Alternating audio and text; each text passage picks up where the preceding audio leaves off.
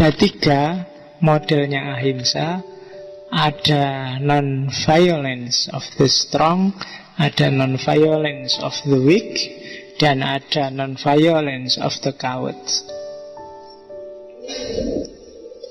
Ini semacam, kalau di hadis, man ro'a minkum mungkaron falyughayyirhu. Kalau of the strong, biyadihi. Cuma biyadihinya bukan kekerasan. Kalau of the weak, itu mungkin yang tengah-tengah, dan yang coward itu untuk orang-orang yang lemah. Meskipun weak artinya lemah, tapi coward kan lebih rendah posisinya dari orang lemah. Kalau orang-orang kuat, karena dia posisinya kuat, bargainingnya kuat, cara anti kekerasannya mungkin dengan berdiam diri, demonstrasi, atau melakukan lobby, dialog, biar nggak terjadi konflik. Ini orang-orang kuat. Kalau kamu kenal sama bupati, sama gubernur, nggak usah capek-capek demo, ditemui aja, diajak dialog, diajak diplomasi. Atau kalau kamu nggak kenal, ya lawan dia, cuma jangan pakai kekerasan. Aksi diam. Jarang sekarang ya demo dengan aksi diam. Nggak lego mungkin kalian. Sing enak itu kan demo teriak-teriak sampai suara muntah. Tapi aksi diam, saya bilang tadi, diam itu jauh lebih dahsyat loh daripada rame. Kamu berhadapan dengan temanmu yang pendiam, itu kan agak harus mikir daripada dengan temanmu yang cerewet. Coba aja rasakan, agak ada segannya, agak konco iki kok meneng wae ya, janjane karepe apa ya.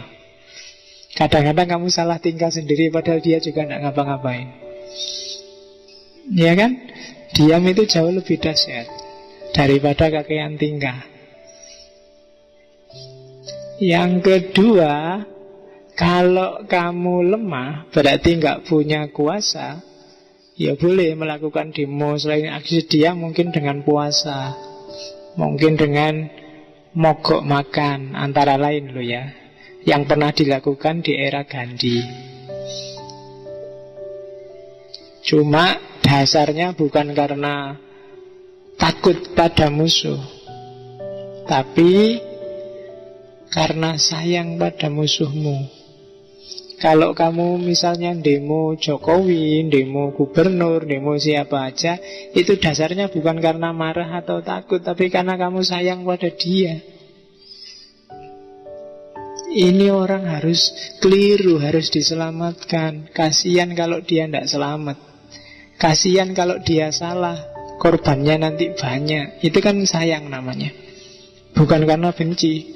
Wah, ini mumpung salah, dulu kan musuhku ini, ndak tak pilih kok ternyata jadi. Wah, itu habis disikat. Ndak, itu berarti dasarnya masih kebencian.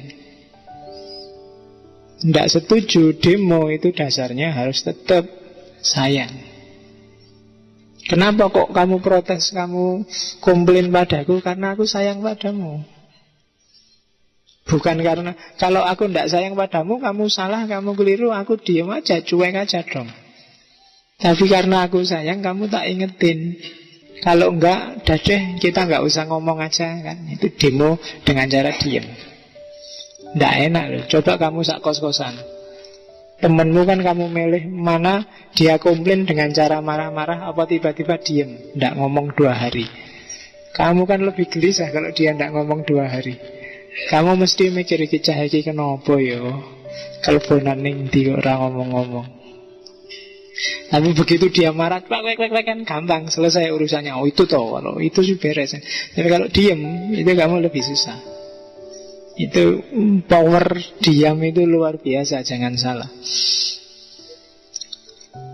Terus ada lagi orang yang di bawahnya lemah, memang dasarnya dia penakut. Ada level orang tertentu, ya mungkin rakyat yang sangat kecil. Kalau kita kan rakyat kecil, nah mungkin ada rakyat yang sangat kecil, lebih kecil dari kita.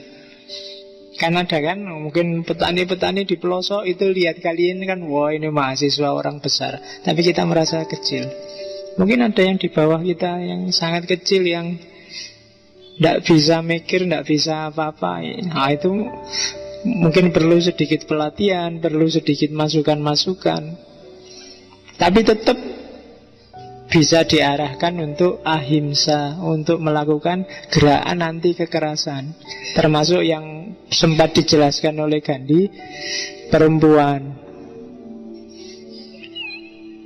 Perempuan itu kan diantara yang kadang-kadang merasa tidak pada tempatnya melakukan aktivitas-aktivitas semacam komplain, semacam demo dan lain sebagainya. Boleh, tidak apa-apa. Maka perlu penyadaran-penyadaran. Non-violence of the coward. Setelah identifikasi diri baru terus melakukan aktivitas-aktivitas anti kekerasan. Oke. Itu model-modelnya ahimsa. Oke. Sebenarnya kalau dalam agama Hindu, ahimsa itu menunjukkan bahwa kita manusia. Karena sebelum ahimsa itu kan himsa, keras. Keras itu ciri manusia yang peradabannya belum maju, masih pindah-pindah. Alatnya masih batu, kayu, dan yang sejenis itu. Makanannya serba binatang, karena belum mengerti cocok tanam.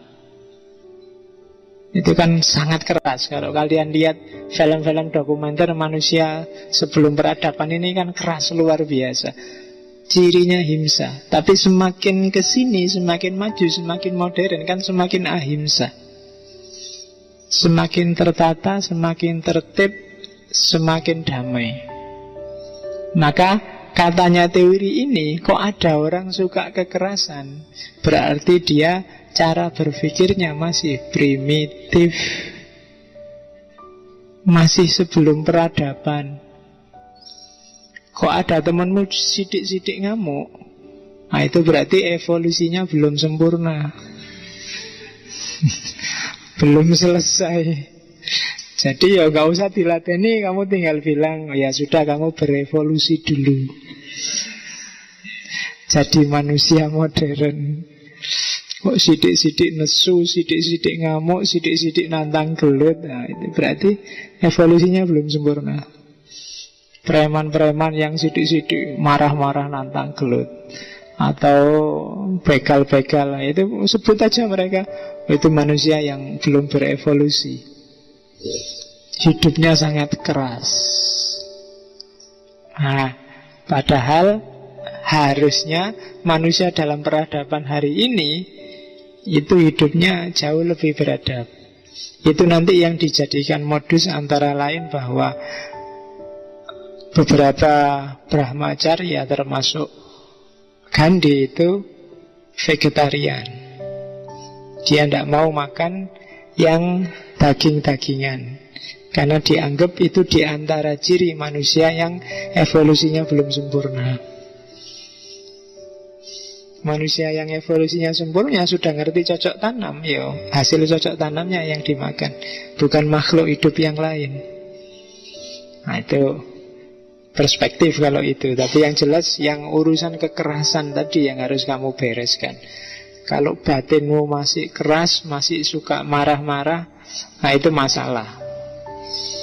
Berarti evolusimu belum tuntas. Oke. Di mana sih? Kenapa sih harus ahimsa? Kalau anti kekerasan kan berarti harus nggak usah terlibat dalam hidup sehari-hari, Pak. Minggir aja. Kok anti kekerasan ada yang demo sampai diem segala? Enggak. Meskipun anti kekerasan juga harus peduli dengan kehidupan sehari-hari.